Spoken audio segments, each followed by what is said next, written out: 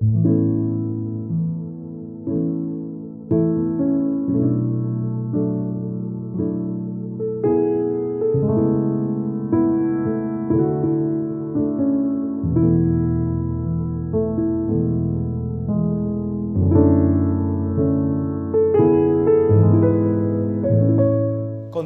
entonces el mensaje del sábado anterior.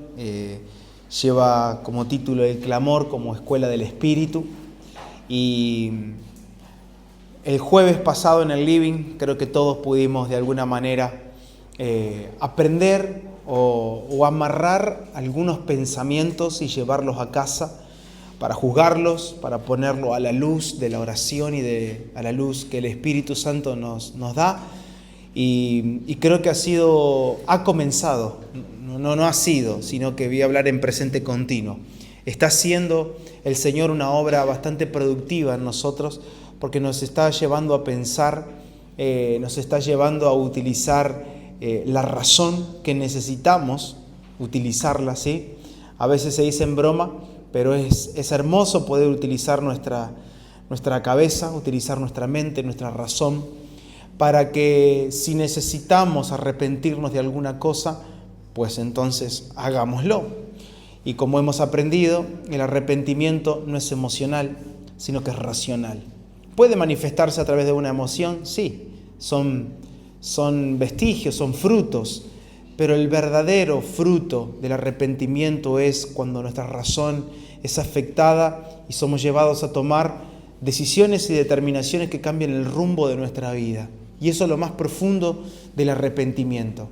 Comienza con una pizca de tristeza, comienza quizás con una pizca que trae lágrimas, etc.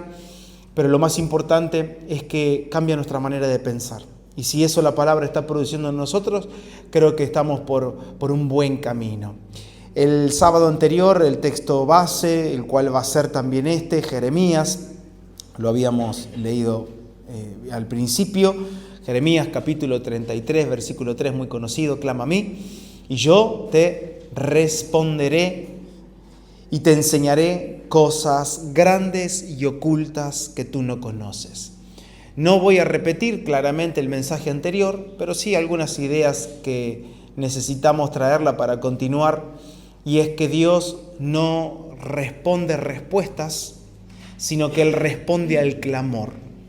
Y el clamor tiene como sustento o tiene como origen un corazón que en primer lugar se abrió al Señor, un corazón que tiene hambre, que tiene sed, y es un poquito lo que vamos a hablar en este día, sino que el clamor nos deposita o nos conduce a un terreno en donde comenzamos a tener respuestas que quizás nunca preguntamos, donde comenzamos a tener un tipo de enseñanza que no esperábamos recibirla.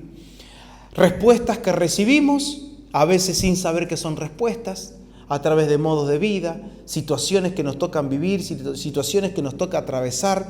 Y ahí comenzamos a experimentar la respuesta de Dios como enseñanza y como algo que Dios muestra, porque así lo dice el Señor a Jeremías.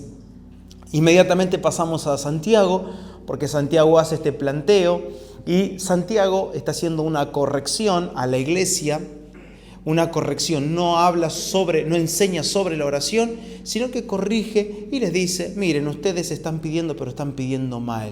Y el problema que ustedes tienen es el adulterio en el alma, es las mezclas que tienen, porque, voy a parafrasear, no es que yo voy a decir que ustedes no aman al Señor, pero aman demasiado este mundo.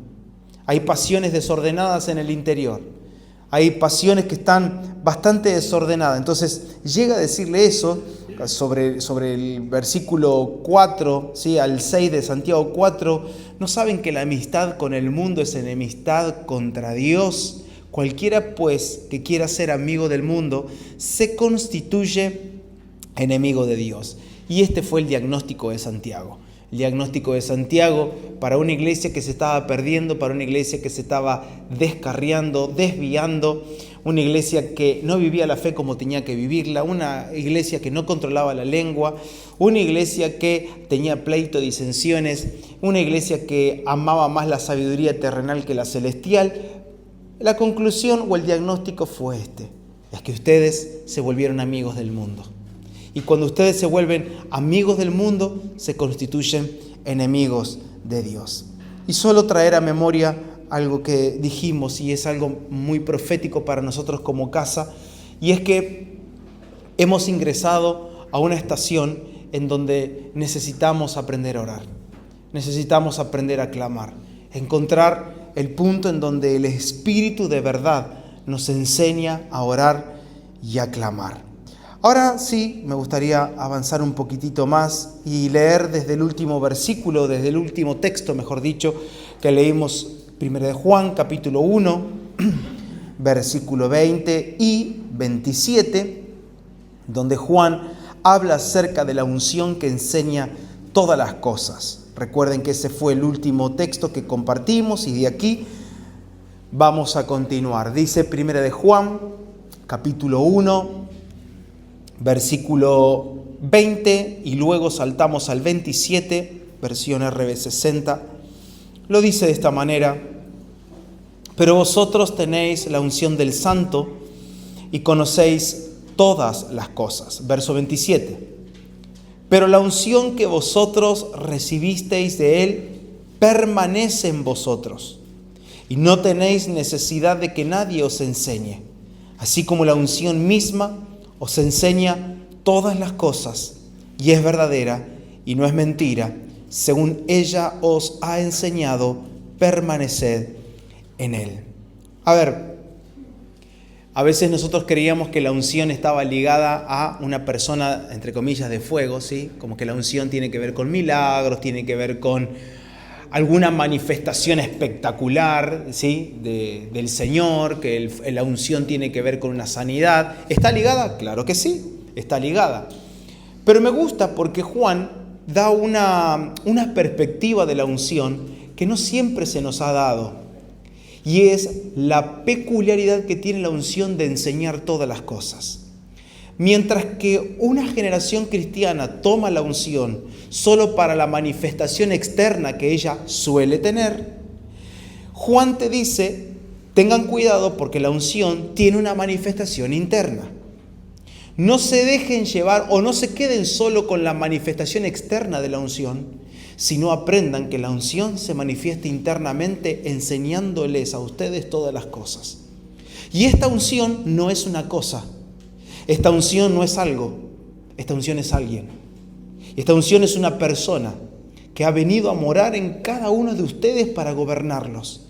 Y si esta unción se lleva toda nuestra atención, esta unción les enseñará, y me gusta porque utiliza un absoluto, les enseñará todas las cosas.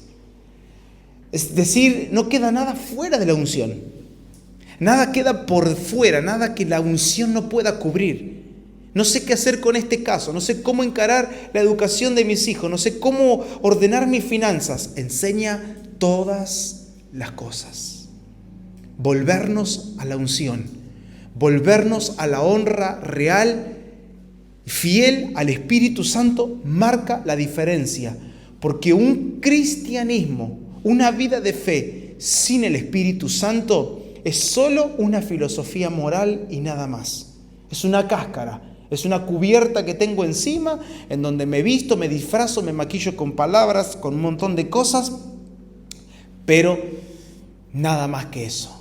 La verdadera iglesia es la que es conducida, en la que es guiada por el Espíritu de Dios. Entonces, cuando el Espíritu Santo habita el creyente y lo gobierna, ¿cómo sé? ¿Hay alguna evidencia de que Él me está gobernando, de que Él es el Señor de mi vida? Sí, Él enseña. Él enseña. Y quiero que por un instante pensemos cuál fue la última enseñanza del Espíritu de Cristo en nuestros corazones. ¿Qué nos enseñó? ¿Qué nos mostró? ¿Hacia dónde nos guió? ¿Hacia dónde nos impulsó? Un poco veníamos hablando con Vicky recién en el viaje sobre esto, porque parece que las respuestas las buscamos afuera. Las respuestas las buscamos en la psicología, la respuesta la buscamos en la filosofía, la respuesta la buscamos en alguna ideología. Buscamos respuestas por todos lados, que el pastor me dé la respuesta, que este matrimonio que tiene muchos años me dé la respuesta, él que tuvo muchos hijos y que pasó por tantas cosas que me dé una respuesta. Esa gente puede darte consejos, pero no te va a enseñar. Y nosotros atribuimos la responsabilidad a terceros. Y es la manera en que hoy tenemos sutilmente de deshonrar al Espíritu de Cristo que vive en nosotros. Deshonramos al Espíritu de la profecía que habita en nuestros corazones. Es por eso que cuando la vida de fe prescinde del Espíritu Santo es en donde nace un pseudo cristianismo, el cual está basado, como lo dije hace un instante, en una simple filosofía moral. Se tapa y comienza a ser ensuciado con el intelectualismo, el cual termina siendo como una basura en el hombre, ¿sí? Que para lo único que sirve el intelectualismo es para echar a perder a una generación. No estoy hablando del conocimiento, estoy hablando del intelectualismo, es la adoración al intelecto. Es cuando todo el intelecto es parte de mi vida y no hay nada fuera del intelecto. ¿Qué hace el intelectualismo? Echa a perder a una generación. ¿Y saben qué? Así es que esa generación que se pierde vive como llena. Siempre está abastecida. No hay lugar para Dios en el corazón. No hay lugar para Dios en el corazón. No hay lugar para la fe en el corazón.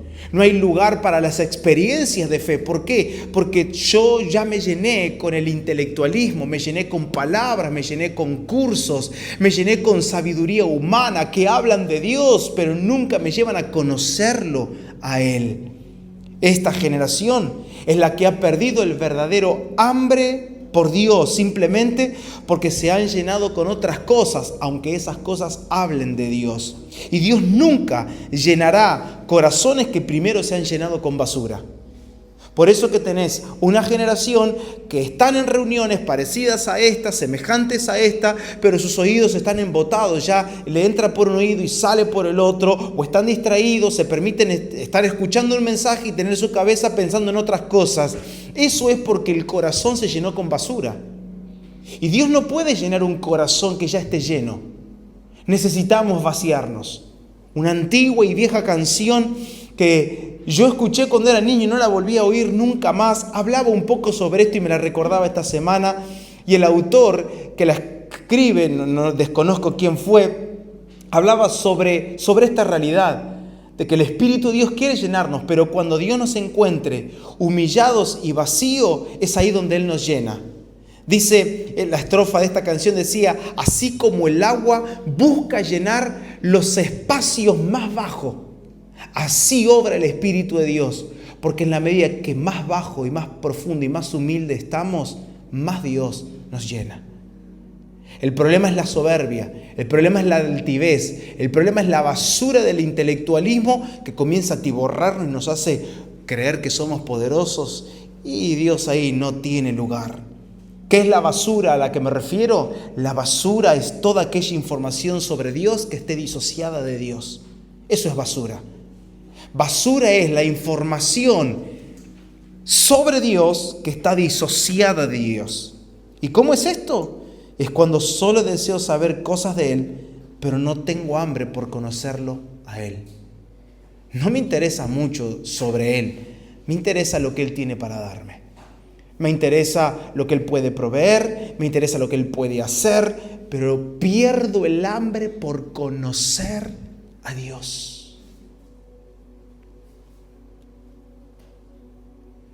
Si yo les haría sacar una hoja a ustedes y les haría escribir todos los atributos de Dios, ¿cuántos de nosotros podríamos escribir? Más de 10.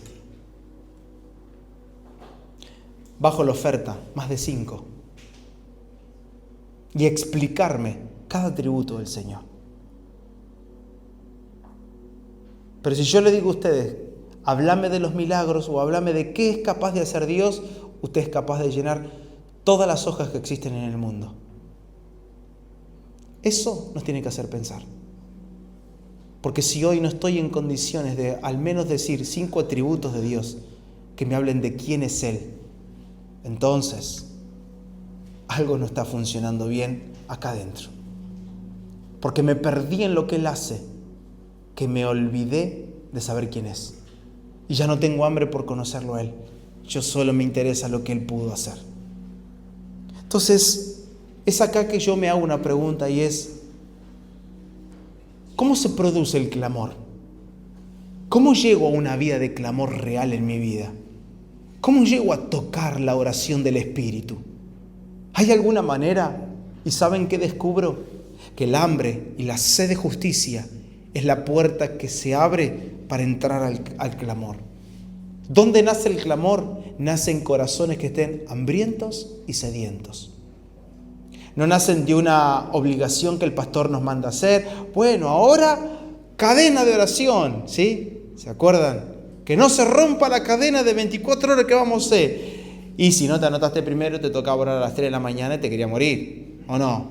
A las 3, a las 2, eso te mataba, ¿viste? Y vos decís, uy, no. ¿Y qué quedó? Le decía la hermana, no, solo tengo los de madrugada, que eran los últimos, nadie se anotaba de madrugada.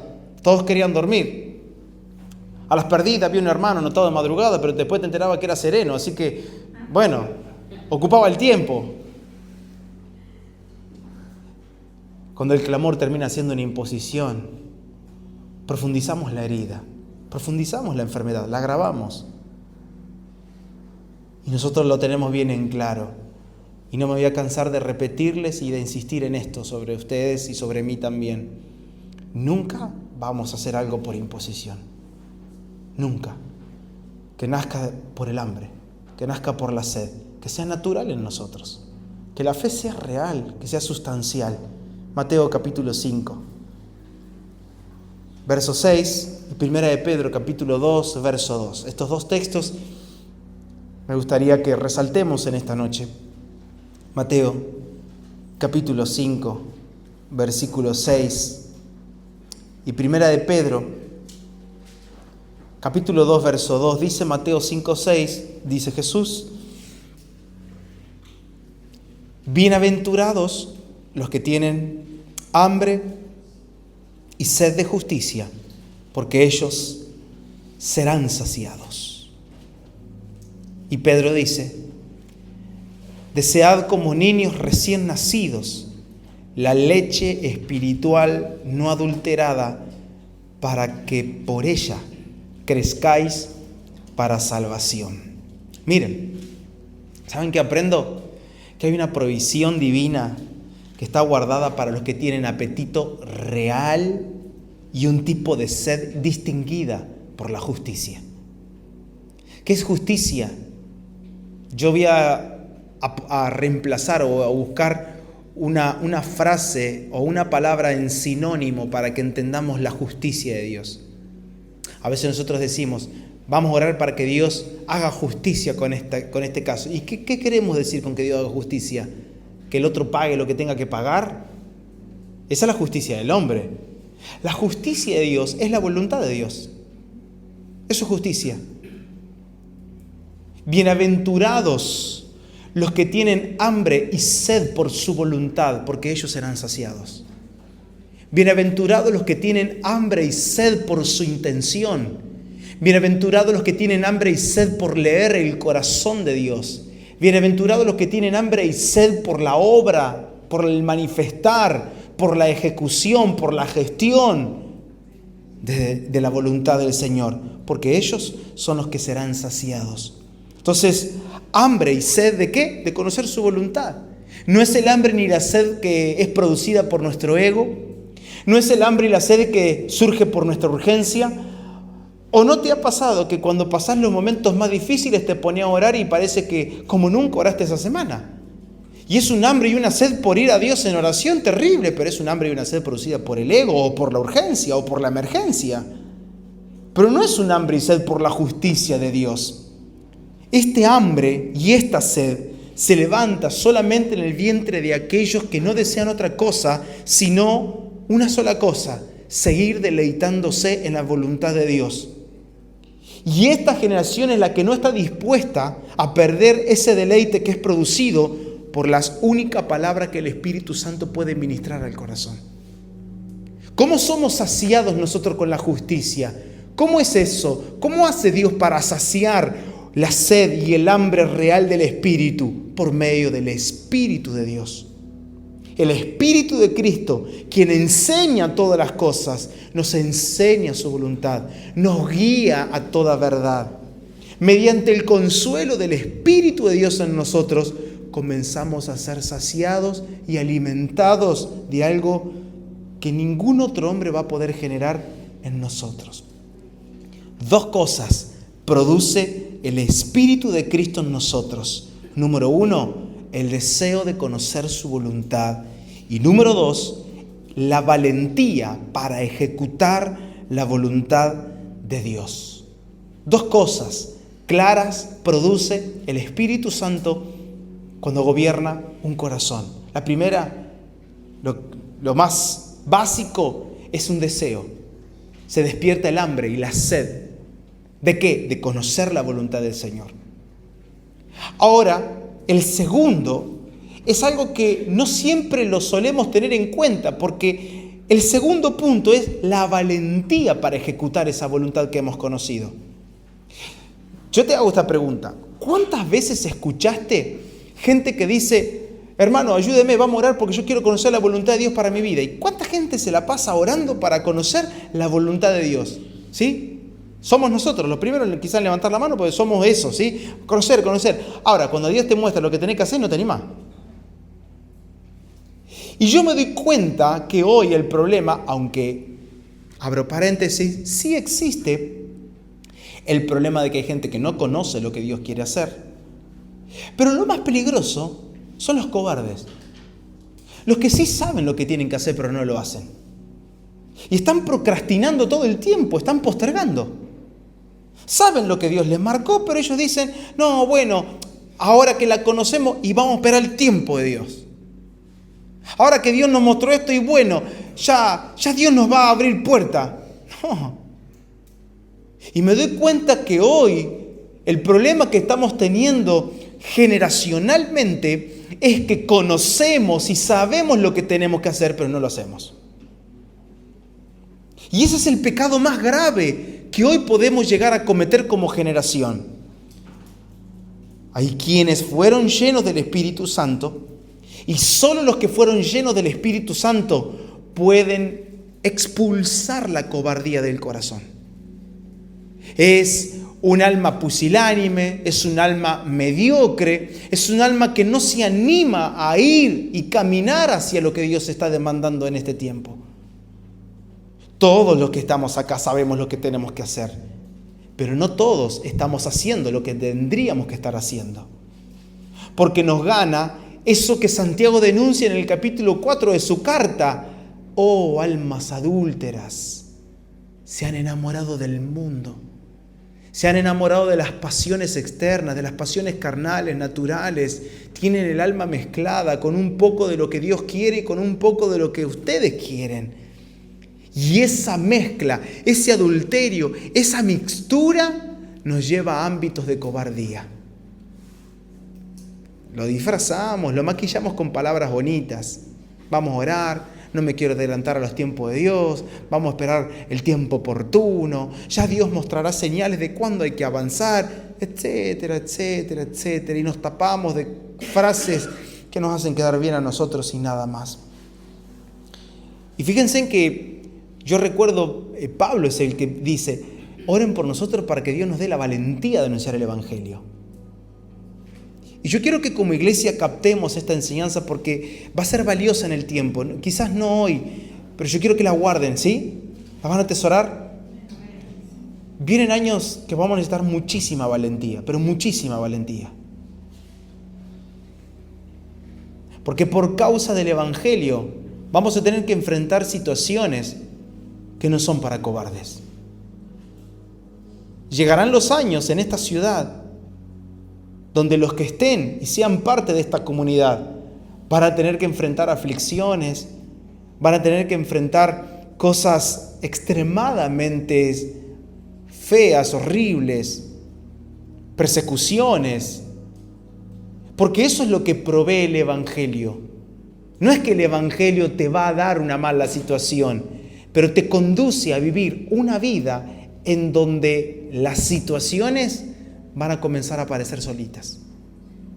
Y necesitamos valentía. Necesitamos con denuedo predicar y anunciar el mensaje de Cristo. Ahora, hay una particularidad de ser lleno del Espíritu Santo y es la valentía. Miren lo que le dice Pablo a Timoteo en su segunda carta. Yo tengo la Biblia, la versión de Biblia de las Américas, segunda de Timoteo, capítulo 1, versículo 7. Y voy a leer hasta el 9 inclusive. Y yo quiero que por favor pongan atención a una expresión que esta versión la pone un poquito más explícita. Pero nos va a decir Pablo, en realidad se lo dice a Timoteo, pero lo hacemos nuestro en esta noche, que el poder que vamos a recibir del Espíritu Santo es un poder que nos es otorgado para participar de las aflicciones que por el Evangelio vendrán. No dice que el Evangelio es una aflicción, dice que por causa del Evangelio tendremos que enfrentar aflicciones. En un siglo y en una generación que lo primero que queremos hacer es librarnos de las aflicciones, librarnos de las complicaciones, librarnos de una vida difícil, lo que Pablo le está diciendo es: hey, despierten, porque para esto recibieron el Espíritu Santo. Él es un poder dentro de ustedes que les dará toda la audacia y toda la valentía para que todo tipo de aflicción provista por vivir el Evangelio, ustedes la enfrenten con la frente en alto. Y dice: porque no nos ha dado Dios espíritu de cobardía, sino de poder, de amor y de dominio propio. Por tanto, no te avergüences del testimonio de nuestro Señor, ni de mí, prisionero suyo, sino, y acá pongan atención, participa conmigo en las aflicciones por el Evangelio. No dice las aflicciones del Evangelio, las aflicciones por el Evangelio.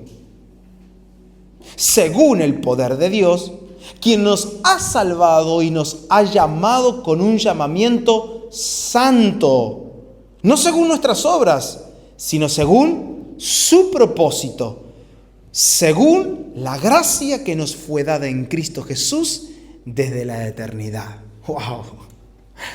¿Qué palabra le da Pablo a Timoteo? Y qué lección para nosotros hoy también, como lo fue para Timoteo. Dice: hey, Timoteo, el espíritu que recibiste de parte de Dios no es de cobardía. Así que no estés escondiendo la cabecita por ahí, no estés tapándote, no estés ocultándote. Porque si el Espíritu de Cristo habita en vos, Él te ha dado este espíritu que es de poder, de amor y de dominio propio. Mucha gente me preguntó sobre el dominio propio. El dominio propio es una virtud que el Espíritu de Cristo trae en sí mismo. Y por ser llenos de Él, yo puedo expresarlo y manifestarlo. Y esta frase que yo les hice poner atención, dice: no te avergüences ni de Cristo ni de mí. Todos hoy quieren ser amigos del apóstol Pablo. En ese momento no querías ser amigo del apóstol Pablo. No querías que te vinculen con Pablo. Porque te podías comer un azote, un par de meses en la cárcel, te podías ganar un pase libre a la guillotina, te podías ganar alguna condena de muerte, algún castigo extra. Los romanos eran expertos en hacer castigos, y muy crueles, por cierto. Y dice: vení, Timoteo, con ese espíritu que tenés, ese espíritu de la profecía que habita en ti, vamos, camina conmigo y vamos a vivir estas aflicciones que por el Evangelio aparecerán en nuestra vida. Hermanos, el Evangelio no te da aflicciones, pero vivir el Evangelio harán que ellas aparezcan. La oposición es algo que vamos a tener que acostumbrarnos a vivir. La hostilidad es algo para lo cual la iglesia fue diseñada. La iglesia fue diseñada para vientos contrarios. La iglesia fue diseñada para la hostilidad. Por eso anunciamos este evangelio en esta noche con temor, con temblor y sin engaños. No vamos a engañarte y decirte que Dios va a hacer un camino de rosas tu vida desde que Cristo entró a tu vida. Miren, yo lo único que sé que desde Cristo entró a nuestra vida y es Señor y es Salvador de nuestros corazones y de nuestras almas, algo vamos a experimentar, algo seguro, patente, fijo, que ha marcado todas las generaciones que han caminado en Cristo, son las aflicciones. Las aflicciones. Y el creyente mediocre, quien no fue lleno del Espíritu Santo, quien no tiene hambre y sed de justicia, ¿qué es lo primero que hace? Hermano, oren por mí, por esta situación que estoy atravesando. Que el Señor me libere de esto. ¿Y qué si te toca morir en esa aflicción? ¿Y qué si esas aflicciones se perpetúan? ¿Cambiarías tu fe? ¿Dejarías de creer en el Señor? ¿O comenzamos con nuestras oraciones inconsistentes que están llenas de palabras de niño? Como por ejemplo, ¿y dónde está Dios? Dios me abandonó. ¿Quién no hizo esa oración algún día acá? No levanten la mano, yo sé que fueron. Vamos a hacer el juego al revés. No levante la mano el que hizo esa oración. ¿Ves? Todos en algún momento llegamos a ese punto. Dios me abandonó. ¿O no, Vicky, que yo he hecho esas oraciones? ¿Ves? ¿Y dónde está Dios? ¿Quién nos llegó a pensar como yo he pensado tantas veces? ¿Cómo opera Dios? ¿Cómo trabaja Dios que no lo entiendo? ¿Cómo es su obrar? Es entonces que en mi corazón me he propuesto junto con el Espíritu Santo de dejar de entender la obra de Dios y tratar de conocerlo a Él. Porque entiendo que conociéndolo a Él seremos libertados. La libertad no está en tratar de entender cómo Dios actúa, sino en tratar de conocerlo a Él. Su atributo, cómo es Él, es fiel. No deja ningún justo desamparado. Se mantiene fiel, es eterno. No es hombre, no miente, no se arrepiente. ¿Quién es? ¿Quién es? Llévate a casa estas preguntas y al doblar tus rodillas al lado de la cama, ¿quién eres, Señor? ¿Quién eres? Muéstrate cómo eres. Revélate a mi corazón tal tú eres. Quiero conocer tu fidelidad. Quiero conocer tu mansedumbre, que no es como la mansedumbre del hombre, no es la mansedumbre terrenal. Hazme conocer quién sos. Y dice, mira Timoteo, vas a participar conmigo de las aflicciones por el Evangelio, pero ese participar es según el poder de Dios, quien nos ha salvado. Y la otra versión lo dice de esta manera, y quien nos ha llamado a vivir una vida santa. Oh, me encanta. ¿Saben? Vamos a poner un sinónimo para la palabra santa, para no complicarla tanto en esta noche. Cada vez que ustedes lean la palabra santo, pongan la palabra distinto. ¿Qué es vivir una vida santa? Es vivir una vida distinta. Es una vida distinguida, se diferencia. Es distinto. ¿Viste que a veces lo usamos nosotros? Él es un distinto. Un santo. Un santo. Un santo es un distinto en este siglo. En medio de una generación, como la denuncia Pablo en Filipenses, que está torcida, que está depravada, llena de oscuridad. El que es santo es tan distinto que se puede comparar, utilizando a Pablo en Filipenses, como la estrella en medio del firmamento. Como una pequeña luz en medio de tanta tiniebla. Entonces, esa vida santa, esa vida distinta es la que a nosotros nos está salvando. Esa vida santa, la cual es distinta desde una perspectiva claramente humana y terrenal, solo es posible si el poder de Dios y su gracia se manifiestan en nuestras vidas. Y volviendo al punto de nuestra conversación que comenzamos el sábado pasado, las enseñanzas del Espíritu Santo son reales y las respuestas del Señor siempre absolutamente siempre serán pedagogías en el Espíritu. Siempre. No trates de obtener respuestas simples. Trata de que en el Espíritu haya una enseñanza, que esto te haya enseñado. Porque esa es la manera en que la gracia te ayuda a no reincidir en el pecado. ¿Por qué la gente vuelve a pecar? Porque solamente se conformó con saber que Dios lo perdonó, pero nunca entendió. Pero cuando el Espíritu te enseña acá adentro, es imposible volver atrás. Él te marcó a fuego. Él talló el corazón, escribió leyes en tu mente. Marcó y selló con la intención de Dios, con el querer de Dios, selló nuestros corazones. Y es así que Dios nos necesita vacíos.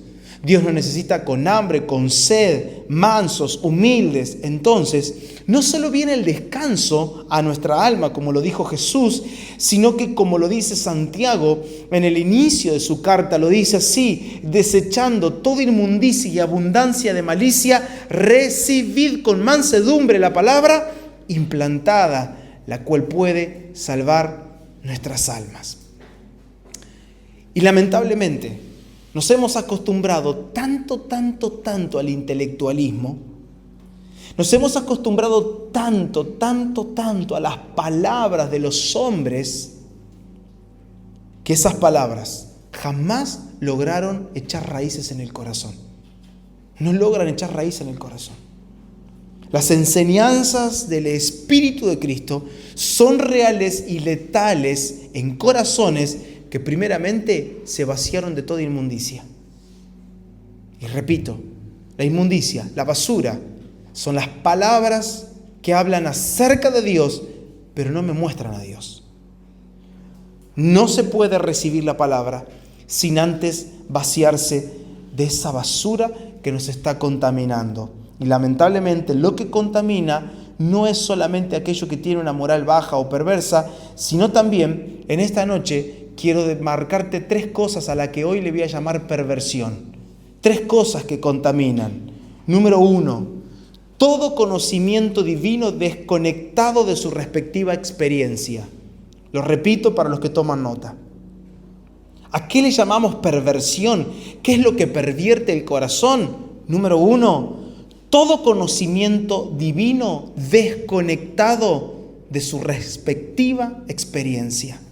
Número 2, toda verdad sin vida. Y número 3, toda doctrina sin vida. Es cuando guardo la enseñanza del hombre, pero sin la vida, rechazo la vida. Es como Jesús cuando le dijo a los fariseos: sí, ustedes leen sobre mí, pero a mí no me aceptan. Ustedes conocen las Escrituras, pero ahora yo estoy presente acá y ustedes me están rechazando.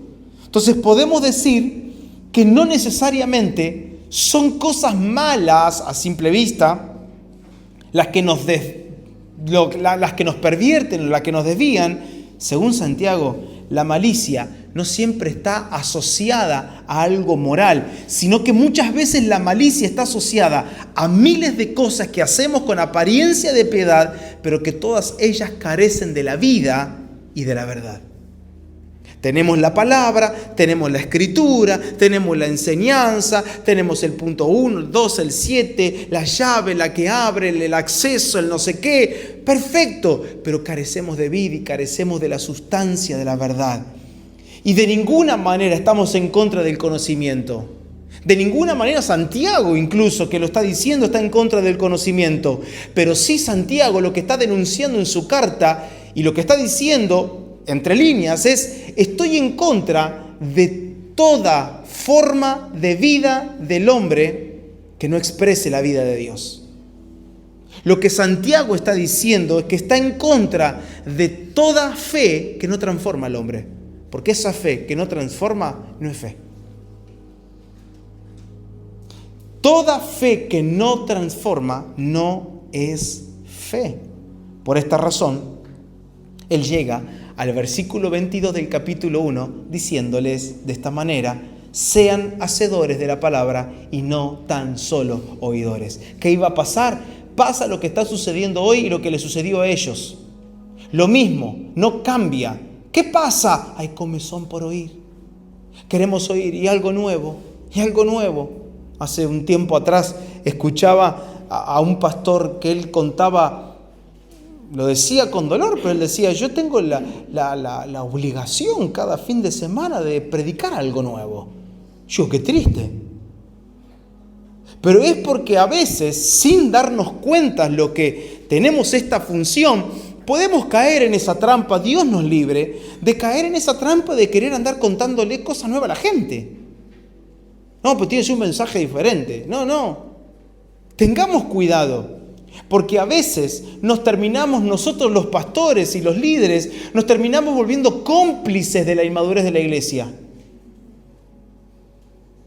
Un ejemplo, si mi hijo cada noche, antes de ir a dormir, no quiere comer ese trozo de carne con una porción de carbohidrato y me dice, no, yo quiero chocolate, y llora, y quiero chocolate, bueno, dale chocolate para que se calle. Y dale chocolate y se fue a dormir. Y no comió los nutrientes que tenía que comer. Al día siguiente el niño vuelve a llorar, no, yo quiero chocolate, porque aprendió que si llora y grita y patalea, papá le da chocolate. Yo quiero chocolate, quiero chupetín y quiero caramelo. Bueno, dale, bueno, pero primero la papita y después el caramelo, ¿sí? Come 3 pedacitos y ya está, y va el chocolate. Eso es volverme cómplice de la inmadurez. Por eso que los padres tienen que recobrar la función de padres. No son tíos, no son abuelos. Y quienes trabajamos y colaboramos con el Señor, deberíamos tener mucho cuidado de no ser cómplices de la inmadurez de la gente. Bueno, pero es lo que a la gente le gusta. Pero hay que contarle un chiste para romper, porque si no todo muy serio, como hace mucho me dijeron a mí. Pero contate un chiste por lo menos, porque todo serio. ¿Y por qué no estamos para hacer chiste acá? Vamos al circo y es mejor, tener un montón de payasos.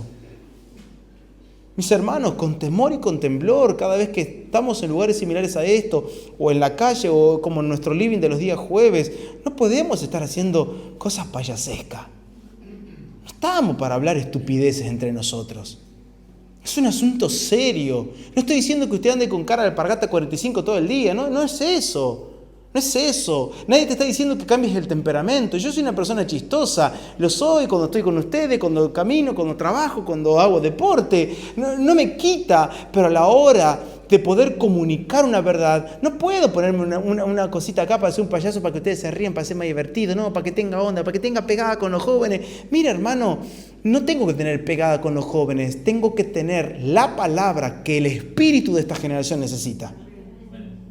¿De qué me sirve despertarlos de un taller a las 10 de la mañana donde todos se duermen y que el espíritu siga dormido? Ay, sí, porque cuando predicó, yo estas cosas las he escuchado, hoy cuando predicó fueron como que me desperté. Sí, se despertó la carne, pero el espíritu sigue adormecido y aletargado. Y siguen siendo lo mismo de siempre. No necesitamos predicadores ni pastores que hagan funciones o que cumplan con una especie de show para poder alentar y para decir, ¡ay, sí, qué linda! La canción y la parte de la canción. No, porque este pastor es más chistoso, a mí me gusta más escucharlo a este. Busquen palabras que despierten y mantengan alerta el espíritu. Hoy estoy yo, mañana puede haber otro. No sé quién estará mañana. Pero traten de estar cerca de la palabra del Señor. Reconcíliense con la palabra de vida. No ignoren, no contristen al Espíritu de Dios. Pónganle atención al espíritu de la profecía. Vuelvan a Dios con clamor, con dolor en el alma por los errores que hemos cometido, por supuesto, pero en Él encontrarán descanso, en Él encontraremos el consuelo, en Él encontraremos el verdadero camino del arrepentimiento que es capaz de transformar una mente desde hoy y para siempre. Volver al Señor. Y dice, no sean hacedores, no sean oidores solamente, sean hacedores de la palabra. Si vas a poner tu mano en el arado, no mires para atrás. ¿Qué tienes que mirar para atrás? Mira para adelante. Camina hacia adelante. Si vas a detenerte una palabra, que no sea un tubo, no. que haya un filtro, que haya algo que pueda retener la palabra. Santiago 1:22, acompáñenme, así lo leemos bien en el contexto. Vamos a leerlo hasta el 25. Pero sed hacedores de la palabra y no tan solamente oidores, engañándoos a vosotros mismos. Fíjense, qué mal que nos ponemos cuando alguien nos engaña. ¡Ay, me mintió este! Ya va a ver cuando lo agarre. Y nosotros que nos engañamos a nosotros mismos cuando oímos y no hacemos. Hola, ¿están acá? ¿Por qué te enojas tanto con los otros que te engañan o no te mienten y no te enojas con vos cuando vos te mentías a vos mismo? Porque el autoengaño está siendo explicado y denunciado por Santiago acá. ¡Ey! El que oye solamente se engaña a sí mismo. ¿Y cómo es que se engaña? Sí, porque él cree ahora que sabe. Él cree ahora que conoce, porque lo escuchó, porque lo anotó, porque hizo el cursito, porque estuvo en la conferencia esa intergaláctica de los apóstoles. ¡Wow! Sí. Usted cuando entra ahí, usted no sabe si entra en esos ambientes a un lugar que se parece más al Amazonas que a otra cosa, porque está todo ¡wow! Ahí está lleno de perros, ahí ¡wow! Están todos. Y como la gente dice, ¿no? Me rompió la cabeza ese predicador. Qué lindo sería que te rompa el corazón. ¿Ves? Está todo acá. Y se engañan a sí mismos porque creen que saben ahora. Creen que ya lo aprendieron. No, porque este fin de semana hemos aprendido de esto. Verso 23. Le da otra rosca más. Tipo cuando el médico te está haciendo, no sé si les pasó. A ver, ahí va otro poquitito. No, doctor, ya pensé que había terminado. No, ahí va. Ay, no, y cuando te toca un punto que te duele en el cuerpo, y el por qué es letal. Verso 23. Porque si alguno es oidor de la palabra, pero no hacedor de ella, es semejante al hombre que se considera en un espejo su rostro natural. Porque él se considera a sí mismo y se va. ¿Y qué pasa?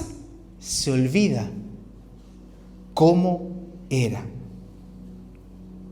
Mas el que mira atentamente en la perfecta ley, la de la libertad, persevera en ella, no siendo oidor olvidadizo, sino hacedor de la obra. Este será bienaventurado en lo que hace. ¿Lo entendieron? Es fácil. Si vos sos un oidor olvidadizo, vas a ser una persona que todo te lo vas a olvidar. Quizás no en la memoria, pero acá te lo olvidas. ¿Cómo sé que he olvidado una palabra? Porque no la hago. No porque no la recuerdo, porque no la hago, porque no la manifiesto, porque no la ejecuto. La memoria del espíritu no es la memoria que se acuerda lo que se dijo, sino la memoria que te lleva a vivir lo que se dijo. ¿Me siguen? La memoria del espíritu no tiene que ver con la memoria humana, terrenal, carnal. Ah, sí, me acordé. Ay, hoy no es el cumpleaños de Uri. Esa es la memoria natural. La memoria del espíritu es cuando yo gestiono la palabra de ayer. Esa es la memoria del espíritu. Es un hacedor. Y aquí tenemos un ejemplo terrenal para explicar un suceso espiritual.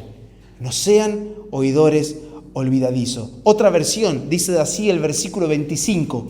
Pero el que pone su atención en la ley perfecta que da libertad. ¿Qué ley? La ley del espíritu de vida, la que se internó acá adentro. Estoy más atento a esto que a las palabras que dijo el pastor el sábado. La mejor manera de honrar cada palabra que oímos es poner atención a la ley del espíritu.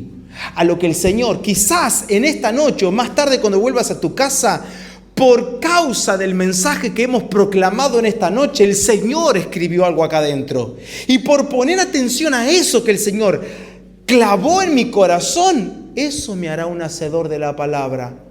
No, porque yo escucho el mensaje como 3 veces, pastor suyo, en la semana. Pobre hombre, qué tortura. Escúchelo si le hace bien. Una vez más, yo lo escucho. Cada uno es libre, nadie está obligado de volver a escuchar el mensaje. Lo importante es, ¿pusiste atención a lo que el Espíritu de Dios está hablando? Dice esta versión, que es la Biblia viva. Pero el que pone atención, su atención a la ley perfecta que da libertad y sigue en ella sin olvidar lo que ha oído y hace lo que ella dice, será dichoso en todo lo que hace. Por eso es así que el Espíritu Santo se vuelve una pedagogía acá adentro. ¿A qué pongo atención cuando llega el lunes, cuando estamos en el martes, que no nos vemos, que estamos cada uno en el trabajo o no? Que a veces, seamos sinceros, ni pensamos en el hermano. No pensamos porque estamos full en el trabajo. ¿O no? ¿No te pasa?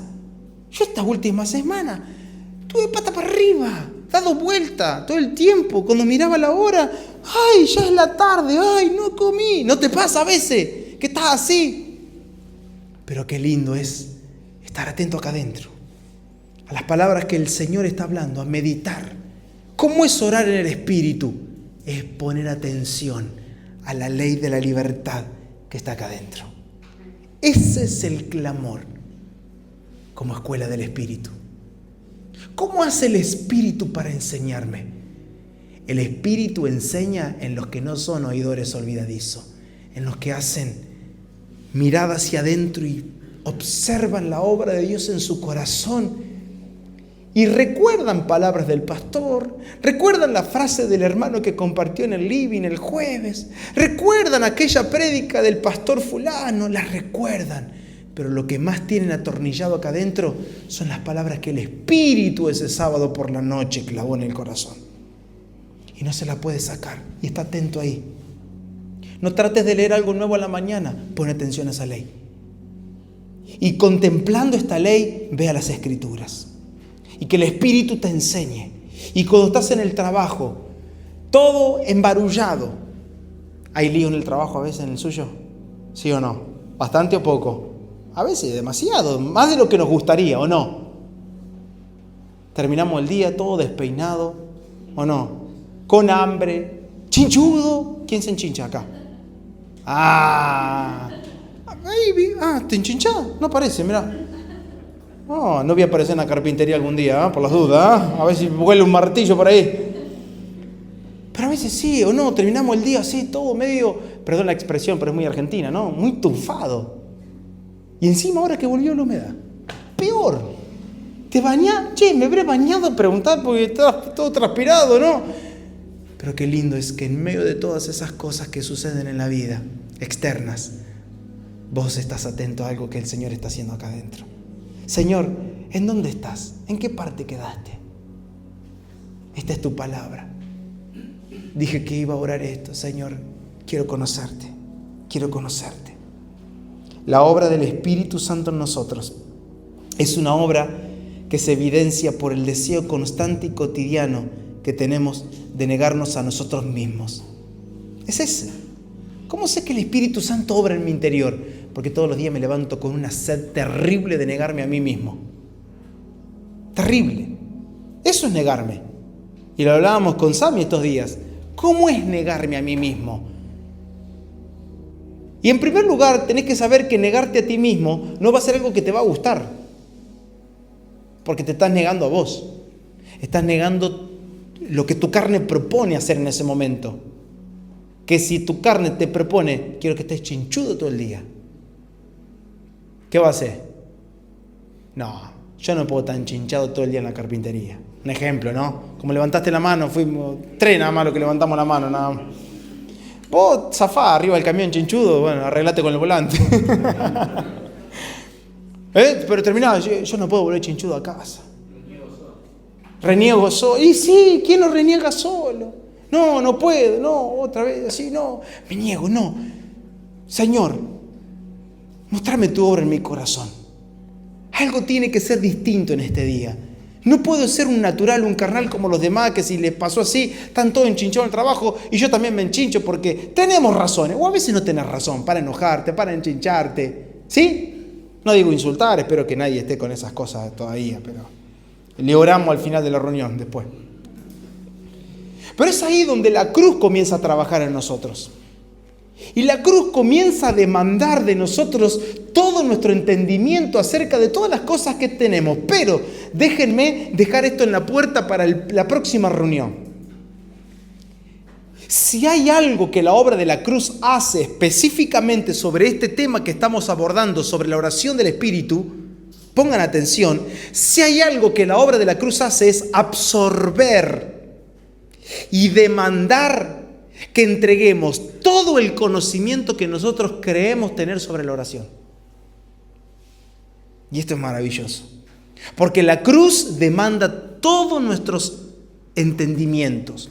Si nos mantenemos viendo a Cristo y a este crucificado, entonces comenzaremos a experimentar un vacío de todo aquello que podemos conocer y entender de manera natural. Orar es hablar con Dios. Ahí caemos todos. Conocimientos naturales, son entendimientos naturales sobre la oración. Y es entonces que si yo me permito que el Espíritu Santo me demande y me saque los conocimientos naturales que tengo de la oración, entonces Él dice, bueno, ahora sí, yo soy el pedagogo de este corazón. Yo te voy a enseñar a orar. ¿Por qué el Espíritu Santo no tiene cabida como pedagogo en el corazón? No, pues yo ya sé orar. Y espero que nadie acá sepa orar.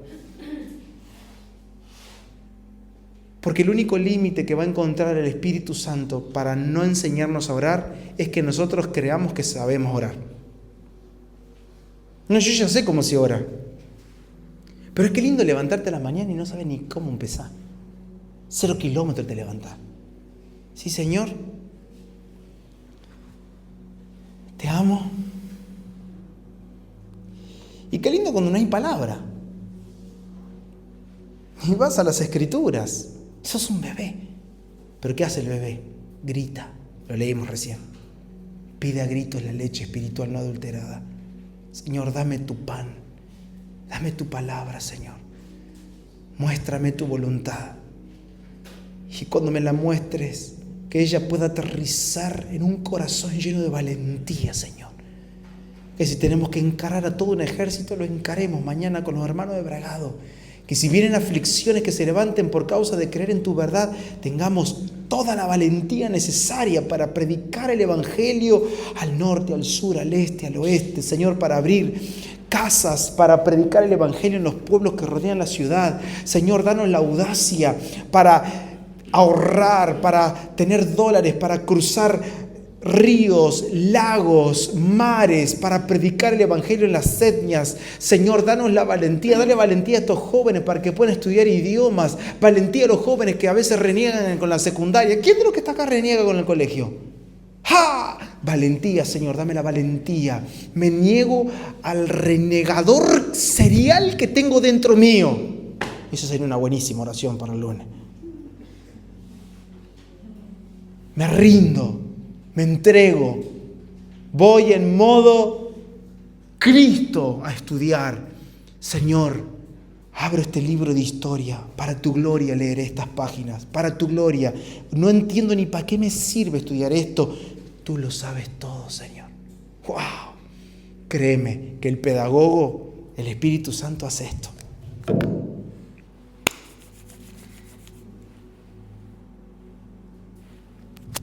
Le agarra una emoción, permítame la licencia, y dice, este es el corazón que estaba esperando. Porque con la boquita nos llenamos nosotros, ¿sí? Porque Abraham salió sin saber a dónde iba, y vos agarraste el libro de física y vos decís, ¿y para qué me sirve la física? Y como Abraham no sabía ni para dónde iba el señor mayor. Señor, pero te conozco a vos. Hoy tengo libro de física, tengo matemática, como es lo que estás viendo en matemática vos, probabilidades. ¿De qué me sirve? ¿Qué probabilidad, Señor? Shh. Fecha la boca, dicen los portugueses. Estudia. Porque todo lo que hacemos, lo hacemos como para el Señor. Eso es clamar también. Esa es la escuela del Espíritu. No traten de espiritualizar las cosas. Son cotidianas. Es en el diario vivir. ¿Quién va a querer mojar los ladrillos ahora cuando venga el invierno? Para tu gloria, Señor. Hay días que son más difíciles que otros y hay días que son más fáciles. Pero así como en el día más difícil que te toca agarrar, y sigo utilizando el ejemplo de ustedes que son estudiantes, que te toca agarrar ese libro o esa materia que es tediosa, miserable, aburrida, y que no entendés ni para qué te va a servir en la vida si voy a tener una verdulería, decís vos. Como decía un viejo compañero mío. Señora, yo quiero ser verdulero, decía. No importa, en ese día difícil, Señor, para tu gloria. Pero atención, en el día fácil también, porque el engaño del día fácil es que nosotros sabemos cómo hacerlo. Esto sí que me gusta a mí, no lo hagas con tu carne, hazlo para la gloria del Señor también. No sea cosa que la facilidad o lo que te gusta termine siendo ejecutado de manera carnal y no espiritual. Para la gloria del Señor. Quiero cerrar.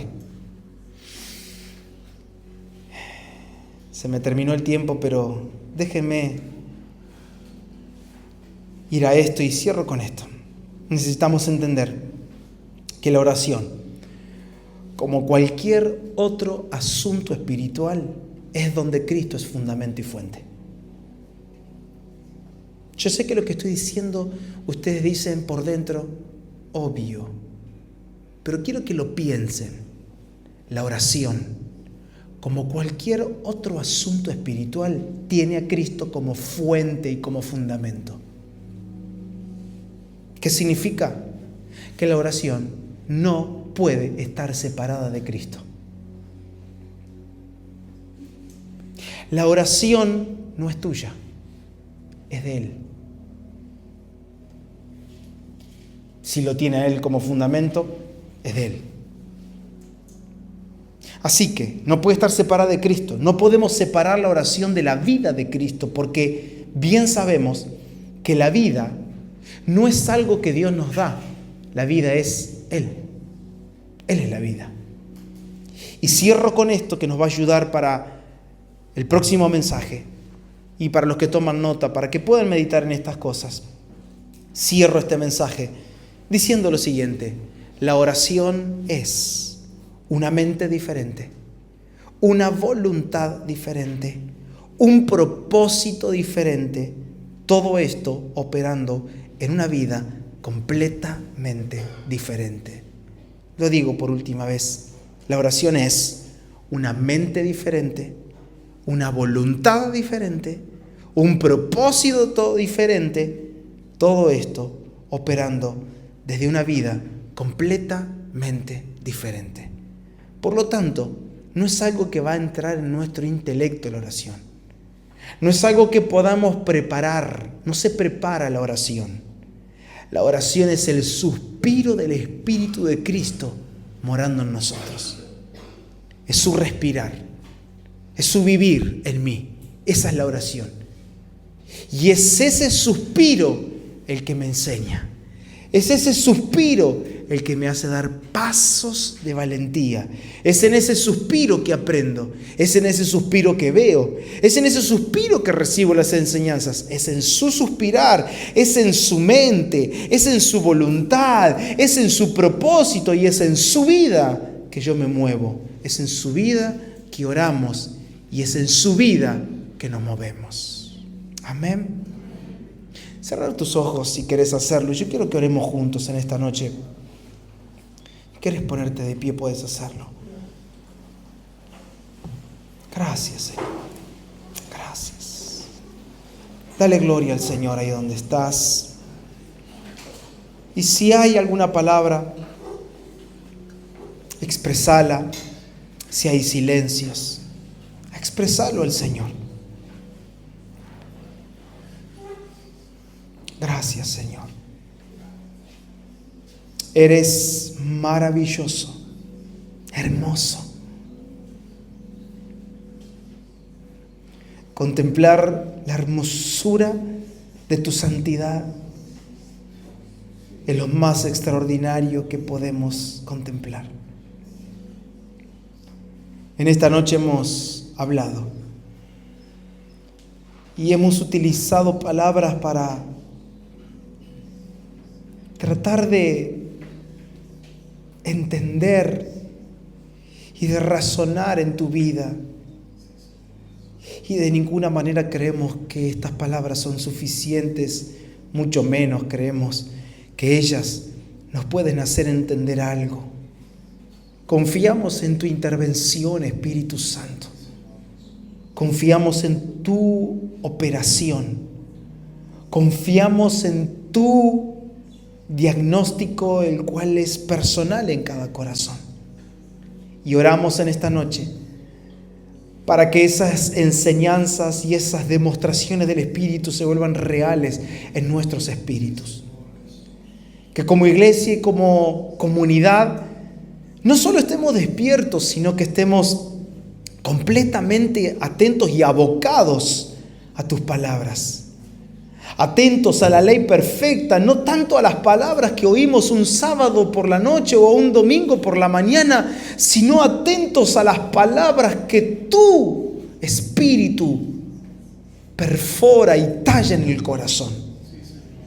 Porque entendemos que si esas palabras se llevan toda nuestra atención, quizás nuestra memoria frágil, la humana, se olvide algunas palabras, pero nuestra gestión de vida demostrará de que algo sí ha sucedido dentro nuestro. Y hoy volvemos nuestra mirada a esas palabras, volvemos nuestra atención, nuestra dedicación a la ley del Espíritu de vida que en Cristo nos ha libertado. Volvemos nuestros ojos a Jesús, autor y perfeccionador de nuestra fe.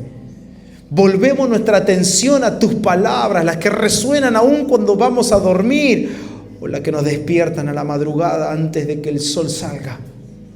Nos inclinamos ante tu nombre y nos inclinamos ante tus palabras, rogándote e implorándote que cuando comience el día podamos percibir el hambre y la sed de tu justicia, el hambre y la sed de tu voluntad. Y es allí que nos mostrarás y nos revelarás tu querer, cumpliéndose tu palabra, dedicándonos a esta salvación con temor y temblor, porque eres tú quien produces en nosotros el querer como el hacer para la ejecución de tu voluntad. En Cristo Jesús. Amén. Amén.